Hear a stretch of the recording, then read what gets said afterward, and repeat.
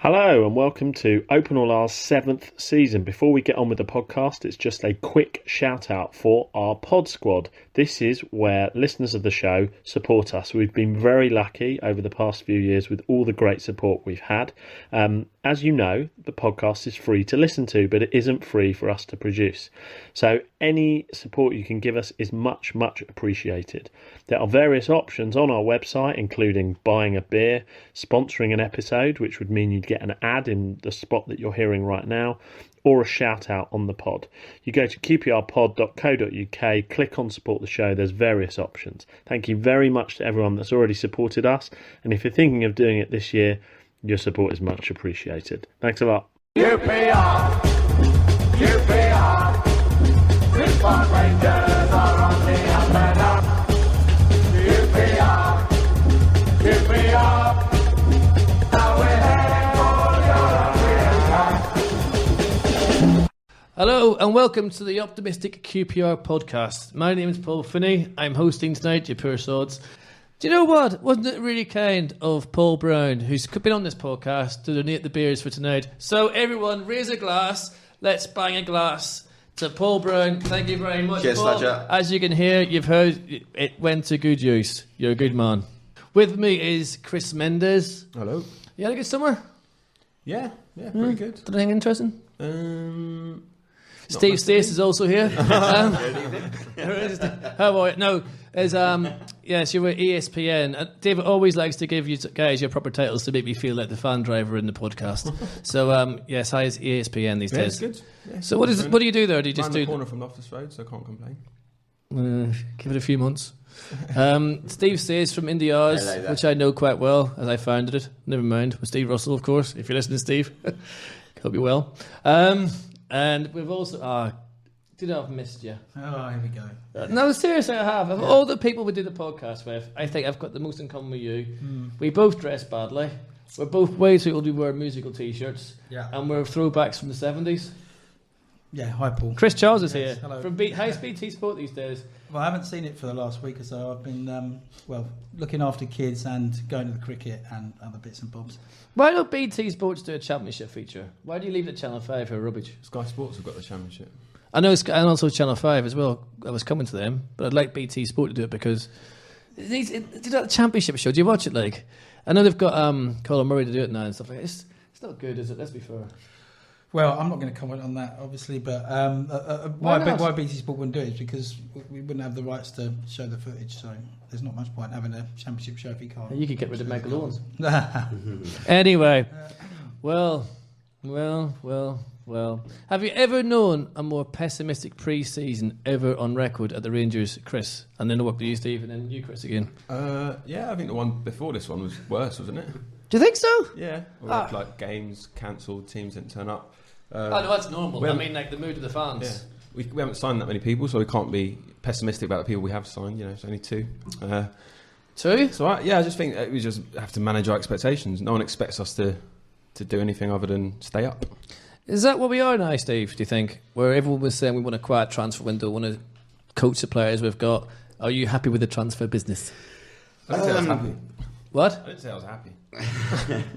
Yeah, I can't say I'm happy. I mean, it is what it is. We, quite frankly, don't have a pot to piddle in. We don't have a lot of money to throw around either on wages or on transfer fees. You said, like, have you ever known a more pessimistic transfer window? Well, I think like the season we got relegated to the 3rd tier when Holloway was in charge last time. Now that was pretty pessimistic when we had 7 players left on contract. We'd just gone down and we were like playing Chesterfield and Mansfield. That was pretty.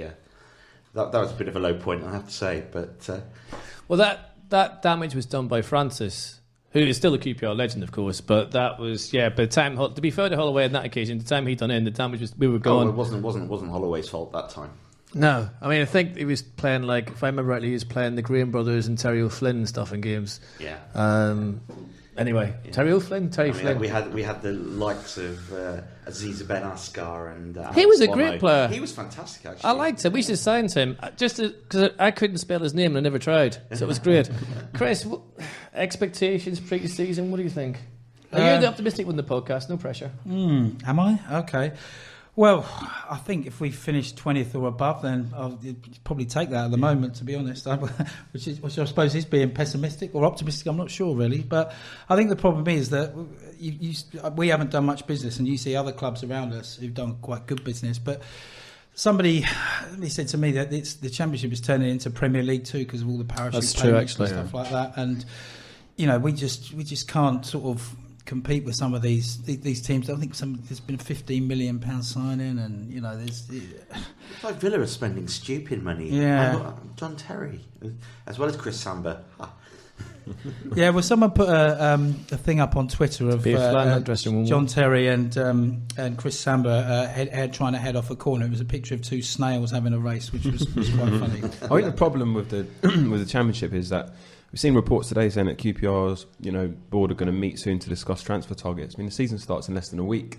If the deadline was on Friday, then clubs would have to do all their business before the season starts, and we've got a really tough opening period to the season. So if we haven't got our strongest squad yet, if we're still going to do business, and we've got really tough games, so we can't really afford to have a really bad start. All of a sudden, you'll get sucked into the bottom if you lose 3 or 4 on the spin. See, that's what worries me. We said at the end of the season, we're going to do our business early, we're going to move and shake, we're going to do this, we're going to do that, and we haven't, for whatever reason. And it might not be the manager's fault or the board's fault, let's just be honest, it could be a number of reasons. And we can't really moan about clubs spending big money when we're facing a financial fair play penalty for doing exactly that when we had the money. And I guess maybe we're finding... My worry is that we're going to find it really hard this season, struggle, and end up with a very toxic loss of road, which scares the life out of me. The thing is, it could happen quite quickly as well, because we've got such a tough start. We could be sort of 6-8 games in. I don't want it to happen, but we could be somewhere near the bottom, and all of a sudden the board's trigger finger gets itchy. It is worrying though, because sitting around here, we all sound so pessimistic, and which is not just trying to think about what the atmosphere is going to be like on Saturday. I mean, we beat Reading last season. Away from home. Yeah, we did. Well. We were one of the few teams to beat their place all season, I think. So, but the problem, I think, is that you've got to try and sit down, look at the various squads that people have got, and try and find 4 teams that are worse than us in the division. But see, I was talking this on Saturday, and I think that's a really dangerous philosophy for us to have. And I think we do have it. Is there's always going to be 3 teams worse than us. Yeah. It has to be. 3 will still go down. It's like, in Italy when Ray Wilkins said, everyone in Italy eats pasta when they're professional football, but 3 teams still get relegated.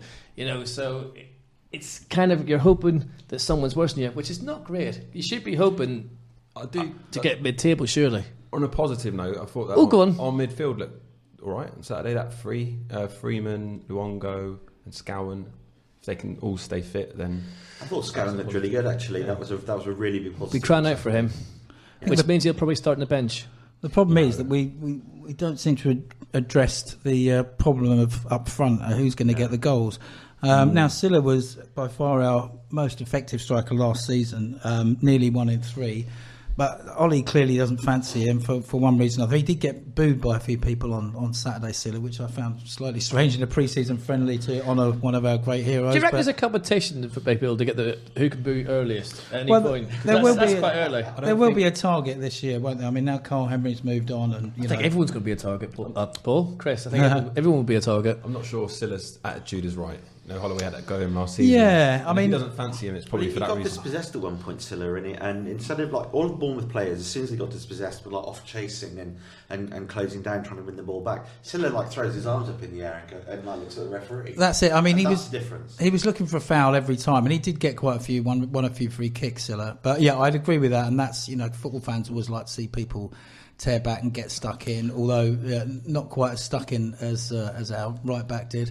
And that's a major problem. If that had been a full game, then he might have been lucky to stay. I haven't seen the replays, but you could hear it from the stands. It wasn't close. I think right in front of me in the lower loft. It was a crunching. Yeah, a crunching channel. I think you're right about no the need either. The strikers were just we were clearly second best to Bournemouth. They had better shape, better passing and all of that. But we started the game quite well. We had 2 unbelievable chances to score. Both fell to each of our strikers and they couldn't tuck them away. Couldn't even get them on target. That's the problem. Both of them, I didn't think the first touch was particularly good. I mean, Smith early on particularly. Let's be fair. I thought Bournemouth were a really, really tidy side. They stroked it around really nice, and that was largely a second-string team. I mean, the only first teamers they had out there were Boric, Francis, Cook, and I can't remember the other one. But they had like 3 or 4 first teamers. And they still had more than that. Very, very comfortable. Yeah. Well, what it is when they had the ball, they weren't hoofing it and they weren't panicking. Yeah. They were fine and they were clearing up at the back quite easily as well. That's what worried me. If I'm being honest, our crosses were just not doing it. Well, our wing backs really didn't work. I mean, I thought Joek looked like really, really lethargic. Also thought Jack Robinson didn't have a bad game, but again, we just didn't get enough down the wings at all. But this whole thing of shifting it up to Anua and then expecting Anua to play, Rio Ferdinand like out of defence, it's not going to happen. It just he's tried it a few times. I'm not. I do quite like Anua, but he's not the most skillful on the ball. And I also think that with Smith, the tendency is to go route one. I know when we played at Leeds and played really well, we didn't.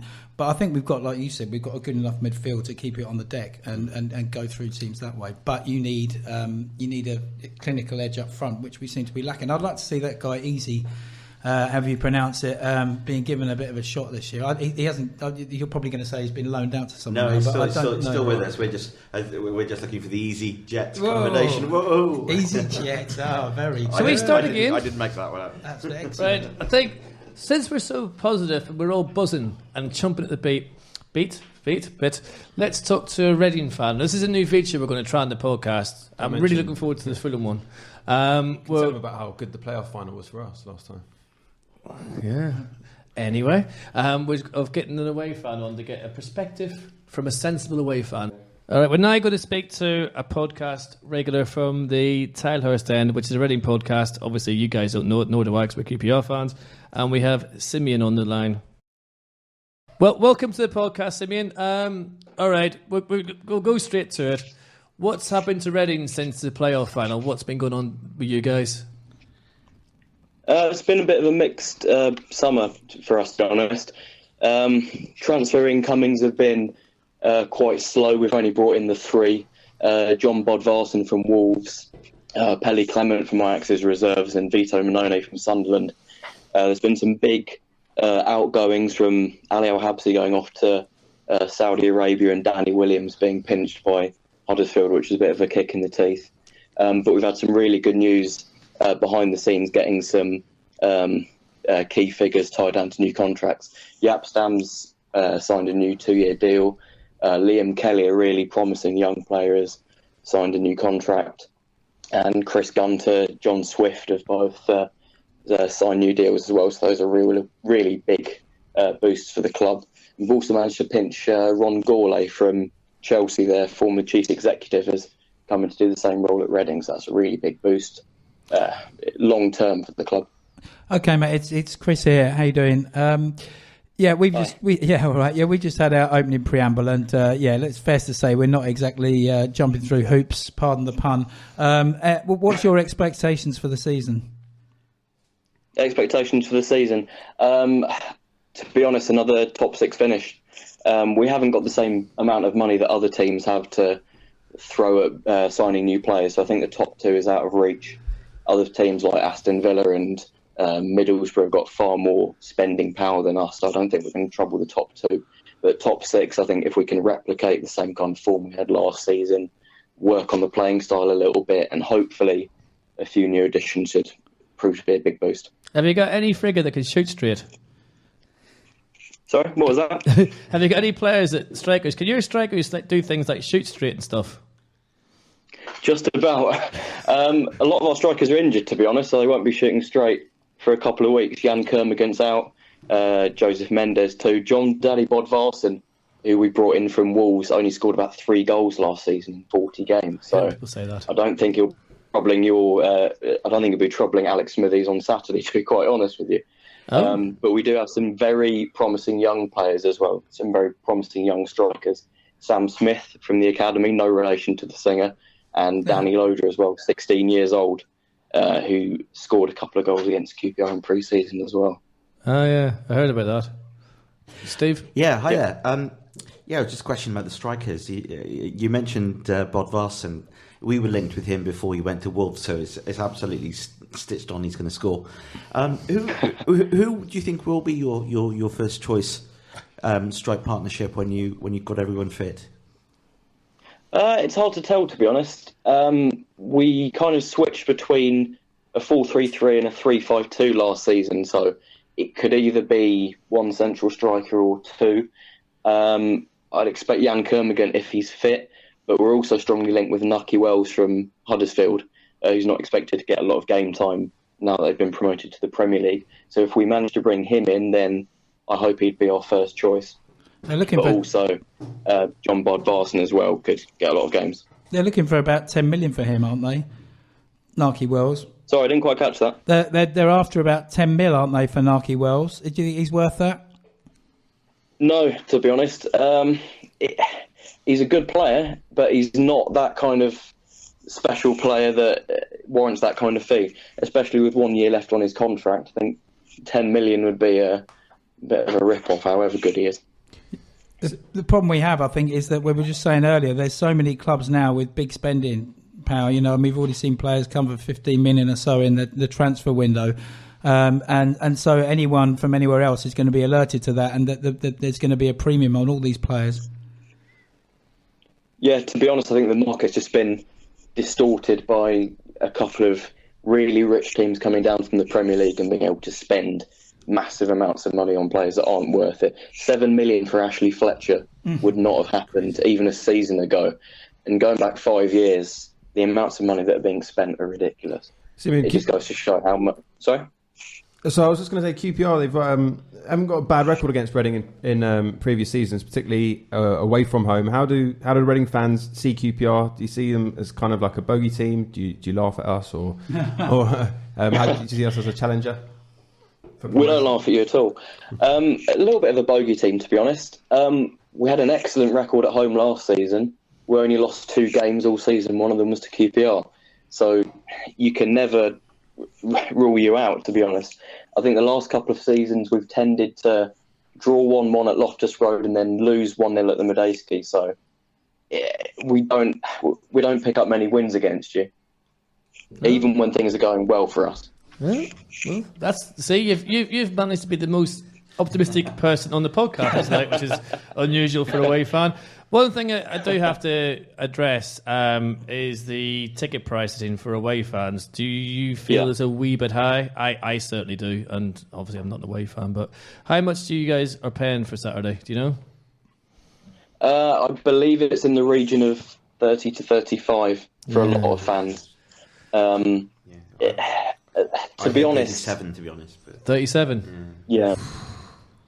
It'll put off a lot of fans. It's a short journey, so you'd expect quite a few fans to make the journey anyway. But there will undoubtedly be some who would like to go that won't be able to. But to be honest, it happens at a lot of grounds. Last couple of seasons, Sheffield Wednesday and Leeds are charging through the nose. Ipswich have done it in the last couple of years, and there's not much to see at Portman Road, to be honest. So I don't know why they're charging that much. And it unfairly gives teams bad reputations that they're charging a lot of money for a ticket. I would like to see this 20 to 25 cap set on away fans of all clubs, because let's face it, we all go home and away, we all pay it. And to pay over £30 for Championship football doesn't encourage families, doesn't get people away from the Sky TV remote control, and it's something I think all clubs need to look at, because surely it's better to have people paying 25 and having full stands and people paying 40 or whatever and having them half empty. To me, it doesn't make any financial sense whatsoever. And and again, it's benefiting those that come down with the parachute money to do better than everyone else. I mean, I actually believe there should be a wage cap in the Championship now, because the prices are getting so damn ridiculous. Yeah, I mean, we proved that you can spend money and get worse, but we're one off, to be fair. But listen, thank you so much for joining us. Hopefully, no offence, I'm not going to wish you luck, and I don't think you expect me to, but hopefully your fans come down and we get both sets of fans enjoy the day, but we enjoy it slightly more. But thank you ever so much for coming on our podcast. I really do appreciate it. Thanks for having me on. Cheers. No worries, big man. Good luck against Fulham. Thank you. Cheers. all the best. Cheers, mate. What a nice chap. I mean, I don't know if this feature's going to work, but I kind of like it. I mean, get the away fan on, get a different perspective of our club. he thinks we're good and we're a bogey team. Little does he know. If we draw Chelsea in the cup, are you going to do the same feature? Am I thick? No. Not really any point, is there, getting a Chelsea fan on? Can you imagine the crack? I think you definitely break the one swear word per podcast rule. Frick that. I mean, it's like if you're sitting there going like, Guy Bannister, Johnny Byrne. Yeah. So we'll just ask you on for 6 minutes. And you're so bad, even Sean Wright Phillips scored a winner against you. You're absolute. Yeah. So no, I think is the answer. Fulham be interesting because have you seen that picture doing the rounds on Twitter of the Brentford fan with I hate Fulham, and there's two boys, one's got I hate Fulham, one's got I hate QPR in his back, and I'm thinking that's a very confused family, isn't it? You know, but would you put the team that you hate on your back? I don't think I would. Bertram did, didn't he? Yeah, he did. Yeah, Bertram's ate Chelsea. Yeah. Yeah, but I get that. Not just because it's 'Cause Mark. it's Bertram, yeah. It's Bertram and he's playing football. He's on live TV. I get that. But I wouldn't put them lot on me shirt. But anyway, each their own. By the way, Brentford and Fulham have done very good business, but I'm kind of hoping they both plummet really badly this season, as we all do, because we need 3 teams worse than us. But let's stop the pessimism. Let's stop the realism, some would say. I don't call it realism. It's more pessimism. There must be something that's happened in pre-season that we've seen from the games in Germany, that we've seen at Peterborough, that we've seen on Saturday, that makes us think, do you know what? There could be a click here. Steve! Oh, thank you for that. I haven't seen those games, the other friendly games, unfortunately. So You're doing an Arsene Wenger on me, aren't you? Yeah, absolutely. I did not see it. No, I did. I saw the game on Saturday, and I thought we were okay. I'm not totally pessimistic. I think we could be okay. I think we'll battle hard, and I really hope that what I'm expected to see from this Holloway team is a lot of hard work, a lot of effort. If sort of an hour into a game we're 0-0 or we're 1 down and the players are slacking off, I think that's when we'll know that there are real problems. If they are putting in a shift, game in game out, then that's what I would expect from a Holloway team, and that's what I'd like to see. But Chris Mendes, you're young, because I know David's obsessed with having young people on the podcast because he thinks us old fogies like Chris and Steve sometimes he comes on, and maybe myself are long in the tooth. What do you think, young fella, my lad? About what? Life in general. Let's talk about do you think we could? Because everyone's expecting us to do so badly. Could we be typical QPR and totally ride the robot the right way around and do well? If we overperform, then we'll overperforming for the squad we have. Overperforming would be sneaking into the top half of the table. I think. Okay. I just think it's a bit unrealistic with the squad that we have at the moment to expect anything more than that, or to even hope for anything more than that. If we get maybe like 3 or 4 unbelievable signings, which is unlikely at this stage, then you never know. But I think just staying up has to be the aim. Looking at the squad. Chris Charles, who are you looking forward to seeing at the season? Who you think will be the player that could ignite our season? Well, I've mentioned him already. This young lad, Easy, or I think that's how you pronounce it. I mean, he had that. Don't do the Easy jet joke again. I mean, somebody's already, again, I'm not taking credit for that, come up with the Easy Good, he's Evan Easy Good, or whatever it is. So I think that's the ready-made song for him if he does come in. What was that song about, Chris, again? No idea. No idea. Anybody got any salmon? Salmon? Yeah, that was one of the lines. Yeah. Yeah, no, but... no, I mean, I know he's very young, but I mean, he only came on for, I think, how long was he on for? 20 minutes or something before he unfortunately got injured. But I heard decent reports about him, and of course you can't pin your hopes on a kid that age. But I do think if we're not signing any more strikers, I wonder if we'll bring anyone on loan. That's the only thing I can think of. I'm really hoping that we will get maybe 1 or 2 sort of players coming up through the academy. I mean, one of the biggest surprises and pleasant surprises of last year was Ryan Manning, who came on at Wolves and was absolutely fantastic. And if we can get 1 or 2 of those, I think that might give us a bit of hope. But yeah, when we might sign 1 or 2 more players, but there isn't going to be this massive influx that's suddenly going to change our fortunes overnight, unfortunately. And you could argue that there shouldn't be, because there isn't a lot of money swishing around the club.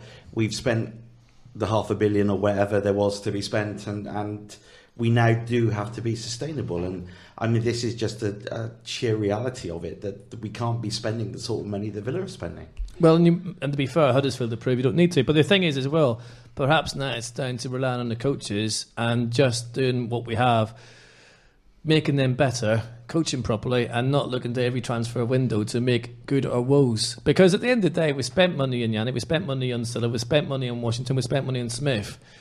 And a lot of money as well. They're not like free transfers, so you kind of hope. But I mean, I do think, and maybe I'm just strangely optimistic, I do think if we can get the best out of Silla, there's a good player in Silla. It just needs to be brought to fruition. I agree, yeah. Because he's got all the attributes of a striker that should do well in the Championship. I mean, that goal against Fulham away was excellent. He's got a good first touch.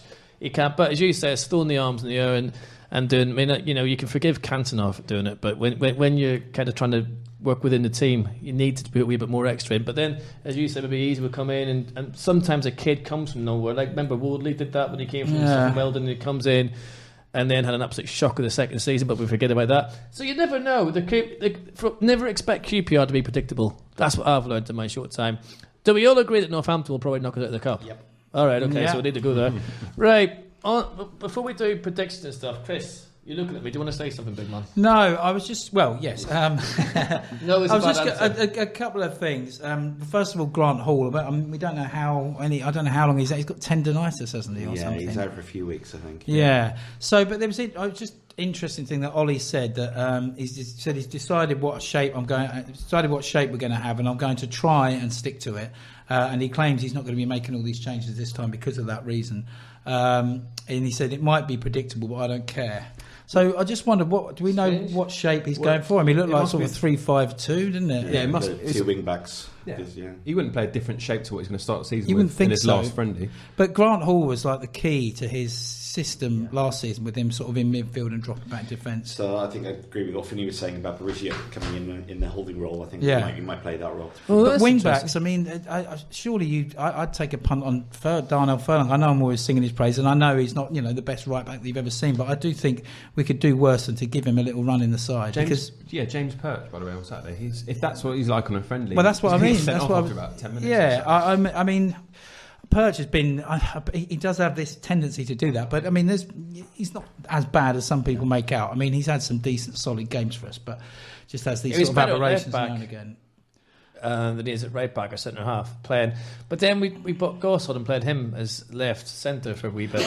But this is the problem. I don't think Holloway really knows still about what his first Which choice is a worry. is. Yeah, worry. when we're starting next Saturday. But then it could be that we're just trying to confuse a frigate of the opposition, and we're just trying mind games, and it's actually a brilliant plan. It's a cunning plan. Yeah.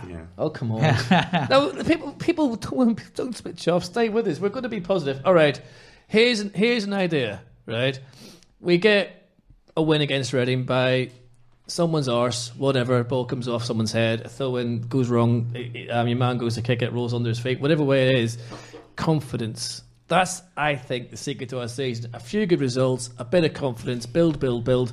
And we've seen how fragile our confidence is, because to lose 6 in the spin twice shows you that you're fragile. So maybe if we actually get some good results, get a springboard, someone finds form, there is hope. Like we did last season, you mean? Sorry to burst your bubble. Right, if you haven't read, it's the first podcast of the freaking season. And the thing was, we did have that. We had the 2-6 on the bounces, but if you want positive, we did have that little run where how many games did we win on the spin? It was about 5, I think, wasn't it? Yeah. So we did have that sandwiched in between the 2-6. So it does show you that there is a team there that can play well.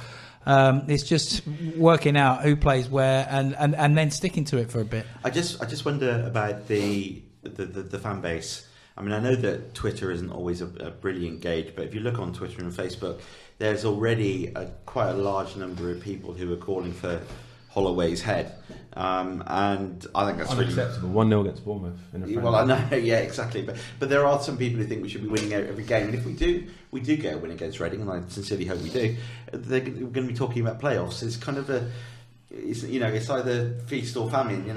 I noticed that actually after the Norwich game, which was absolutely diabolical beyond belief and shocking, and even Bertram said in a live podcast, which is still on our website at India, as you can listen to. it wasn't acceptable. No, then the first post up after the game, good. Now we can focus on promotion. And I'm like, are you mad? Yeah. You know, and maybe that's a problem as well. People are used to the influx of players, the money coming flying in, because maybe the money has ruined us a wee bit and built the expectations. And maybe this year, because we have no expectations, we're going to win the fucking league. I just completely contradicted myself in one sentence. Well, we didn't have many expectations under Warnock, to be fair, did we? And we went and did just that. Yeah, but Warnock brought in players that had championship experience, that knew what they were doing. I mean, a lot of people were I was trying to be positive. Oh, no, I'm just going back. It's called debate, Christopher. Yes. We're trying to debate these I know. things. And I don't get the flack that Warnock gets on Twitter myself. I mean, a lot of people slag him off, didn't like him. Fair enough, everyone's entitled to an opinion. But very few managers have won league trophies at QPR, and he is one of the very few that has. So I'll give him the respect for that. And then, you know, he's carried... And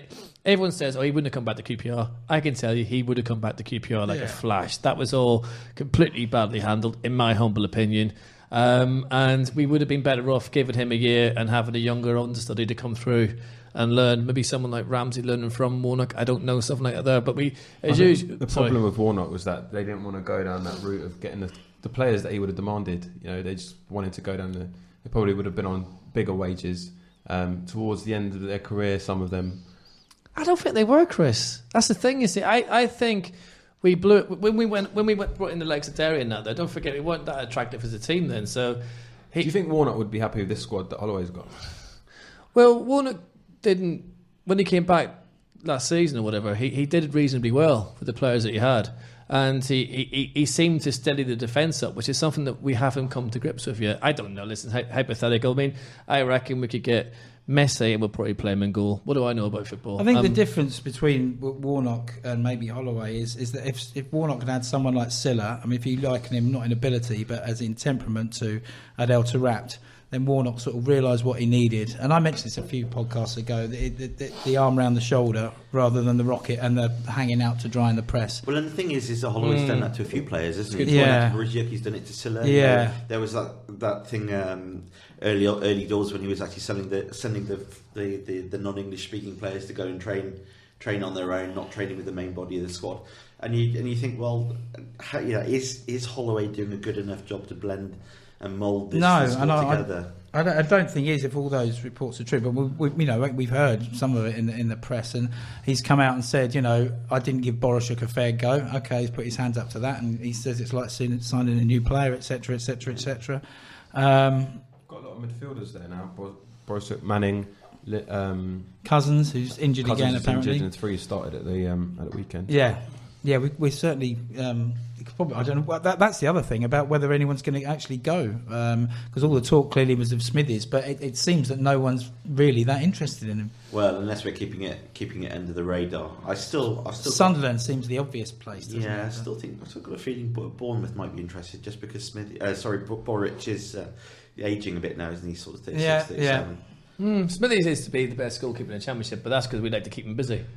I love Smithies, but I think if we got a decent offer for him, and it was 10 million or whatever, then we should let him go, because we've got 2 decent keepers underneath him. I definitely wouldn't want him to go, but it makes financial sense. I think we'd live. I think Matt Ingram is a pretty good replacement. Before we go and talk to Ian Taylor. Never thought I'd say that in this podcast, I could tell you. About Saturday, we're going to plead the case of a player. Is there a case to plead it for Stephen Corker? I was about to mention Stephen Corker because apparently he's another new signing. We've had apparently 2 new signings have been announced today for Zyuk and Corker. But yeah, to be honest, if Corker is fit, motivated, and well, get him in. I think he could do a fantastic job. And sadly, I really liked Joel Lynch when he first came in, but I think he's just too error prone and he's a bit too much of the brick shithouse rather than thinking about the way he plays. And I think Corker would be much better. I just wonder if they're showcasing Corker at the moment to try and sort of maybe pave his move up to Celtic or somewhere else. Yeah, because he's still, I don't know what he's on, but he's still got to be on some of the biggest wages at the club, isn't he? Oh God, I think he's probably the highest paid player. I mean, he's had a horrible. You know, I mean, we talked this before. I mean, there's two sides of the argument. There's one like the pull your finger out and help help yourself, and how long can we keep bailing him out, if you like. And the other side is that he's got a serious illness, and you can get knocked off track. But on a slightly light note, you wonder whether Glasgow would seem the obvious place for a recovering alcoholic to go, but. Now we just offended everyone north of the border. I see no reason why my grandparents were Glaswegians, so I've seen you drink. I mean, I'll be honest with you. I have total sympathy for Stephen Corker. He's a product of the way football is now. We take these kids young, we throw thousands and thousands of pounds at them a week. We keep them in a bubble. Is it any wonder some of them go off the rails and have problems? And I think probably QPR is not a bad place for him to have been while this has been happening, because I think at QPR we would be looking after him, and I'm pretty sure that's what Holloway would be trying to do. But if we can reap the benefit of that and get him playing again, and maybe have a good 6 months out of him, and then he sort of leaves with 6 months left on his contract in January, I think that would be the ideal outcome. I wonder if that's going to happen, but I really hope it does for his sake. Well, he could do Bobby Samora, couldn't he? He could turn it around in the last few months of his time with the club and leave on a very good footing. I think he'll play well in the first few games and then play well enough to get himself a move somewhere. Would you bring him in for Lynch? I'd probably play him up front, to be honest, looking at the way our strikers played on Saturday. Controversial. I wonder if there's any mileage in him, because he had that big pilgrimage over to where I think it was Africa somewhere, and he just spoke of helping all these kids and doing the community work. And one thing we have got is a brilliant community side. I wonder if it'd be worth getting him involved with some of the kids and some of the disabled people, and giving him a sort of purpose outside of the football as well to keep him busy. I'm no psychologist, but it just strikes me that might be one way that he'd benefit from. That sounds like a good link to Ian Taylor, who will fill us in on what happened on Saturday with the proceeds to Stan and his family and all of that. So let's speak to Ian quickly and find out what's going on there. Ian, thank you so much for joining us on the podcast today. I know you had a very busy day Saturday, but if you could just fill us in on the background a wee bit to the QPR fans about the whole Stanley Bowles, how it started and Saturday, and potentially how much money we might raise for the family and himself. Yeah, I think everybody will agree it was a fantastic day, wasn't it?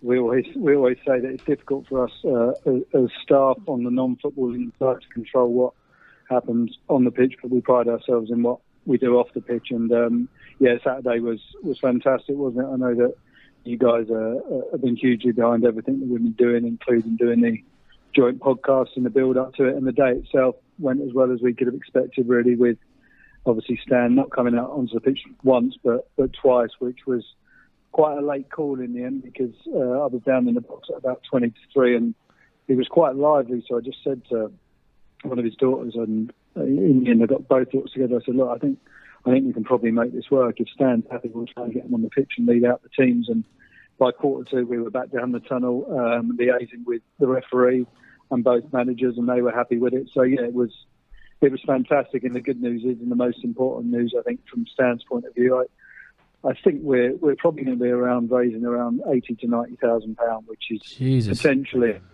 potentially up to 3 years, I believe, at circa 30 grand a year. I think potentially up to 3 years in a home for him, which is quite remarkable, and owes a lot to a lot of people. But I think Colin Howe and Don Shanks in particular deserve a hell of a lot of credit. Absolutely, yeah. Definitely. But I mean, I've been on that committee, Ian, and Don has worked himself into the ground on this for his old teammate, and when I get older I hope I have a friend as good as Don, that's for sure.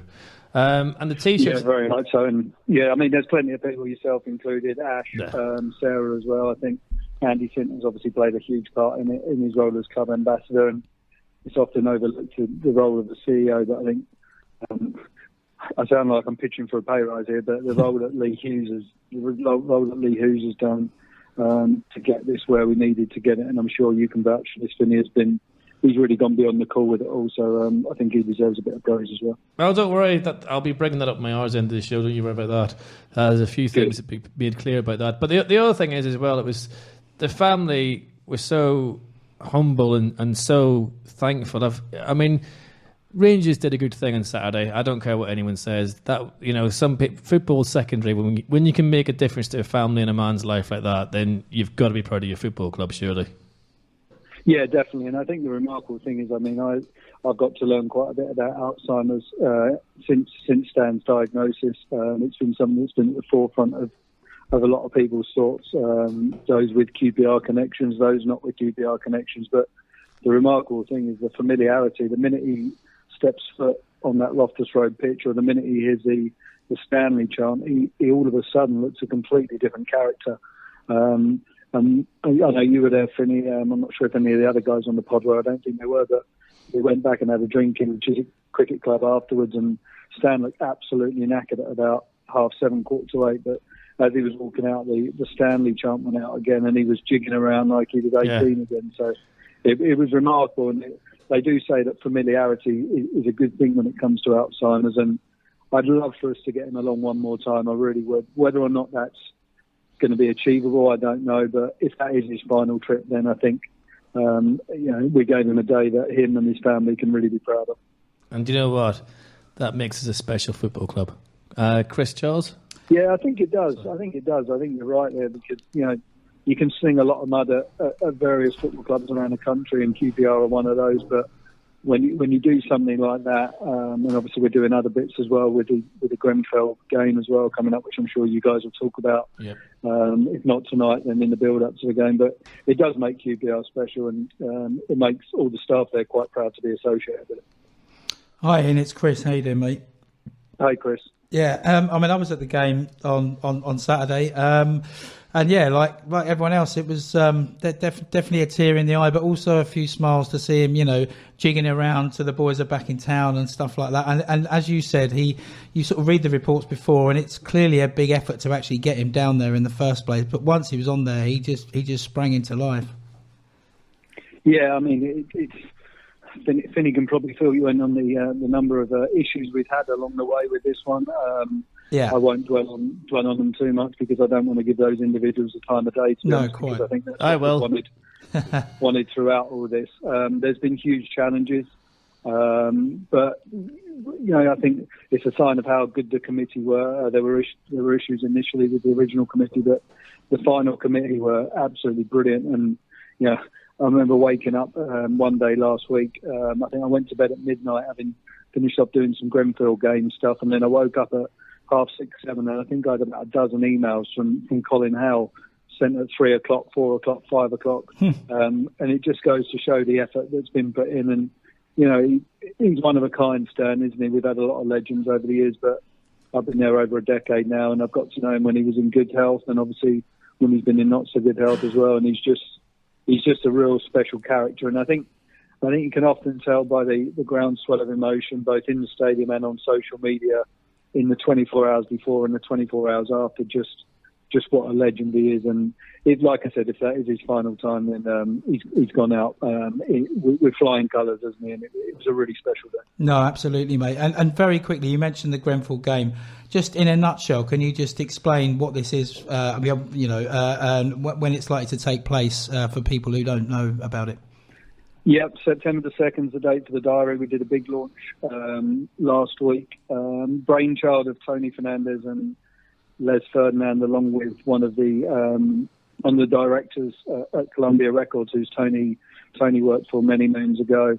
And a huge part of this has been Marcus Mumford, the lead singer of the Mumford & Sons, who, quite remarkably, has been down at Grenfell Towers every day since the disaster. I mean, those of you that like your music, you'll know that he's the front man, as I say, of the Mumford & Sons, and he's been really the driving force behind these free soccer schools that QPR and the Community Trust, as well as all the other all the other West London clubs have been putting on at Westway since last Monday. We had over 180 kids there last week on one day.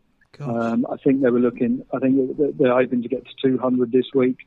It's free for everyone, 3 to 18-year-olds, and that's going to culminate in the finals day up at the play football pitches in Shepherd's Bush on the day of the game for Grenfell. The game for Grenfell itself, tickets £5 for concessions, £15 for adults, and it's really a who's who of the celebrity and the football world. There's some fantastic ex-QPR players that are playing.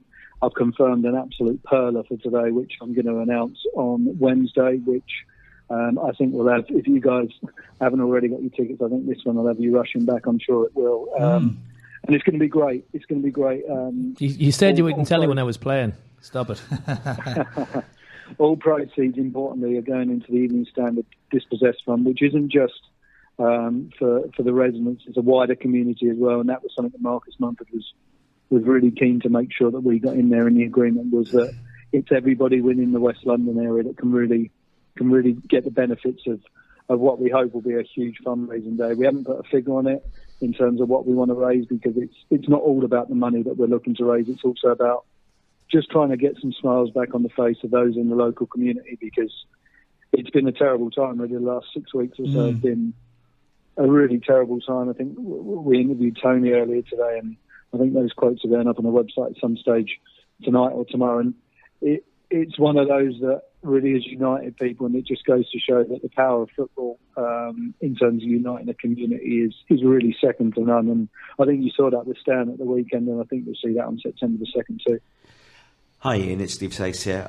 Just a quick one, really. I was there on Saturday in the lower loft just as a regular punter, and I just have to say I thought it was an absolutely fantastic day.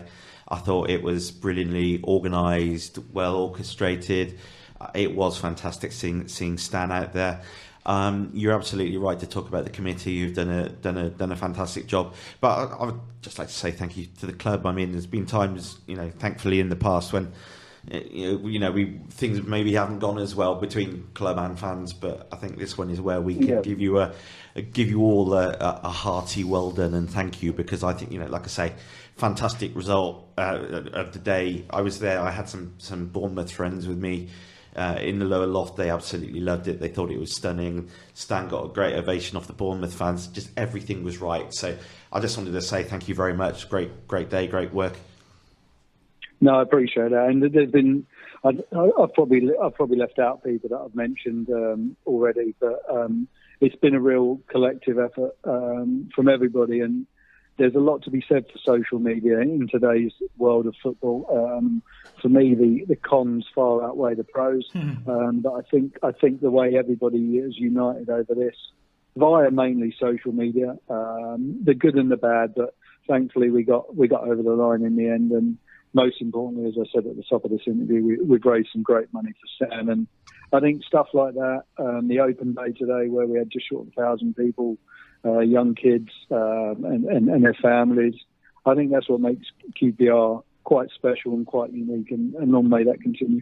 Right. Before we say goodbye, just going back to Grenfell quickly, I mean, I lived in Westbourne Park, which is round the corner, when I moved over from Northern Ireland, and my sister still lives in the area. It's devastating. There's no words to describe how the locals and, let's not mince our words, have been absolutely shat on by the council. I can say that, you can't. I probably can, and I think that's part of the reason that Marcus Mumford's massively on board. He wants justice for every single one of those residents, and that fight's going to continue for years to come. I hope so. I think we could be looking at, I hope it doesn't last as long as the Hillsborough disaster did, and the justice that those guys had to wait so long for. But there's a lot that's been written and said that hopefully this game, even if it's for one day at least, hopefully this game will unite people and bring everybody together, because it promises to be quite good fun. I mean, I'm not sure how good the football will be. There's obviously some good ex-professionals playing. Peter Crouch, current professional, is also playing. I'm not sure what the standard of celebrity players will be like, but that's not what it's about, really. It's about giving something back, mainly for the kids, because the young kids are just, you look at them when they're attending these soccer schools on a daily basis, and they're devastated. The whole world's been turned upside down. And for me, when you read the wider picture, it looks as though it could have been prevented. So it's heartbreaking, really. It's also, if you turn around from South Africa Road and look up, you can see it. So we can see it out the office window every day. And when we meet. Sorry, go on. No, I was just saying, when we're meeting and talking about it, and you look over your shoulder and you can see that tower block there, and it just brings it brings it all flooding back and into sharp focus. And I think for as long as we can support, and this isn't just about one day, this is going forward for months and years to come, and we'll do everything we can, both the club and Andy Evans and his team, QPR and the Community Trust, and Michael, who I knew I'd miss a name out. Michael's been on the ground there, and he's the one who's delivering these soccer scores.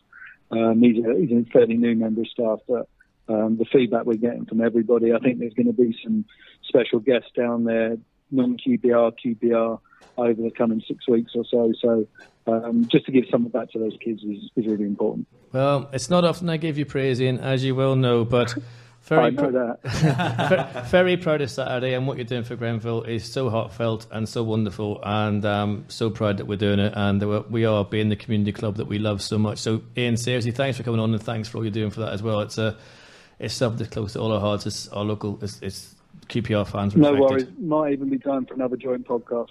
Who knows? You never know. As long as I can host it and moan about the toilets and the coffees at half time, it'll be great. Don't worry.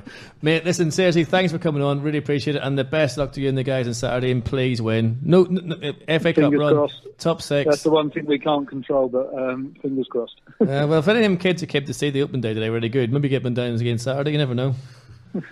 All right, Ian. Cheers, pal. Cheers, Ian. Nice to see you. See you, fella. Bye. Right, we're going to have to go into our ours end, because I can just see David Fraser's finger wagging at me, telling me that people have already finished their commute and are halfway to Manchester.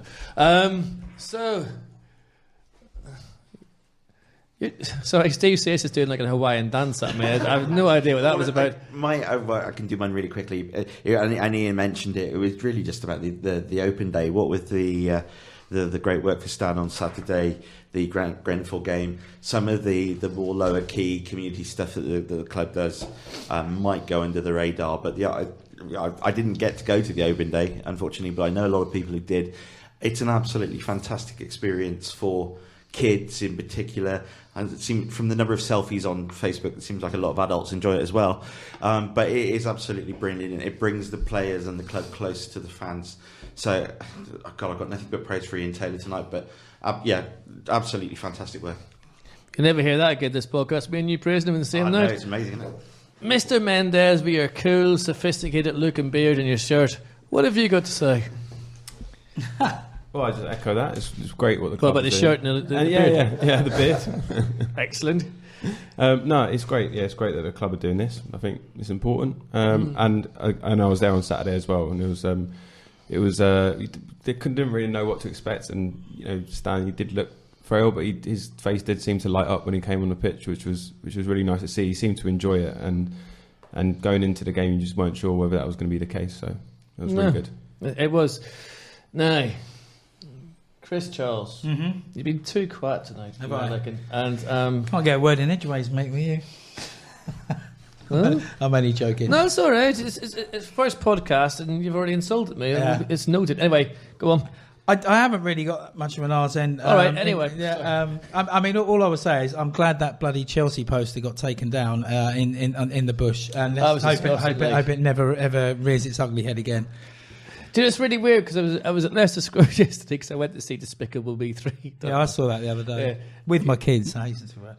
Anyway, well, mine's 16 and she was dragged along, so no one would think it was weird. And I've actually got the Chelsea poster up at Leicester Square beside the Spurs poster. And it's just like, this is modern football at its most vile, that you've got two teams that, we are the pride as everyone, that's a little bit of shade with the scumbags on it. And then you got the Spurs one saying, we will rise. And it's both done by the same people. You just think, this is why so many people are going to non-league. Talking of modern football, I'll make that my ours end. I just want to... You just had it. No, Fraser's going to kill my bollocks. Carry on. I just want to congratulate Jack Robinson for being the only player with black boots on Saturday. Interesting. Interesting. Do you know what? I'd love to see a day when players go back to that, and they all have to look like Stanley Matthews. Do you know what I mean, with the long shorts and everything else? And we bring some. Let's face it, the country's heading back to 1950 anyway. So let's bring it back to the football pitch as well. Like just do a wee bit of that controversy. I know. Right, have you finished your hours in, Chris? Yes, mate. Yeah. Are you sure? Yeah, I mean, Are you feeling all right tonight? I'm fine. Are you sure? Yeah, I'm fine. I'm worried about God, I missed the home day, actually. I was looking for something to do with the kids today. I had no idea it was on, but there you go. To be fair, I believe that, because we text Chris regularly, telling him the podcast is. Like, Is it? Ooh, I'll get there as soon as I can. And as usual, it was 50 minutes late, which is why we're overrunning. But we will not go there. Right, my hours at the end of the show is going to be a wee bit lengthy because I have a few things to discuss and put a few myths right. Stan Bowles, we talked about it on this podcast a few years ago when Stan was first diagnosed, and we all said, as we rightly should, do the game, and it developed from there, and other people did their thing. The abuse that some people have taken over this game has been disgusting, unwarranted, unneeded, and complete filth and wrong. I'm on that committee. I know how hard those people have worked, and it's wrong to have a go and try and use a sick man to make a point. Just think about that. This is a guy with Alzheimer's who people are using to have a go at other people. Catch yourself on. Stop it. It went well. We had to do so much damage limitation on that because every time we tried something else happened. And it's horrible. This is a sick man, for God's sake. So I'm proud of every single person in that committee. I didn't do that much. I don't deserve any praise. But Colin Hill, Don Shanks worked their absolute balls off. Ian Taylor, Lee Hughes. Lee Hughes was not against this game from the start. That's a load of nonsense. Lee Hughes was for this game. We just wanted to make sure that we could make enough money for Stan, because when people were saying, why did this game take so long? Why was this not happening? Why was that? I'll tell you for why. And I was there, so I can tell you the truth. And I've got no reason to lie. I'm not employed by the club. I drive a ruddy van. The point was that we couldn't push Stan over the financial threshold. Therefore, his care would have to be fully paid for and put him over state help in some ways. We had to take advice from the PFA. We had to consult with the tax authorities to make sure we didn't push him over that as well, so we could raise as much money without him being taxed. And all our job was to get as much money as possible for Stan. And every day on social media, people were having a wee pop. They were saying this. And I'll tell you now, if you want to, I'll meet you down the pub with Colin and other people from that committee, and I'll put you straight on things, because some of the things you were saying was wrong. So please stop it. Get behind the initiative, which will carry on with Stan and helping Stan with his care, and please stop the slagging. It's not warranted, and it's also disturbing because at the centre of it is a sick man. That said, QPR fans, you were frigging class on Saturday. You turned up, and you don't realise the difference you've made to this family, to this man. You have more than helped him, and I can't thank you enough, because that's a positive. We came together and we showed there is one Stan Bowles, one love, one QPR. And we're going to do predictions now, and I'm sorry for my rant. It had to be said, and I'm sorry it had to be said, but it needed to be addressed. And if anyone's got a problem with it, I'm there every Saturday. Come and talk to me.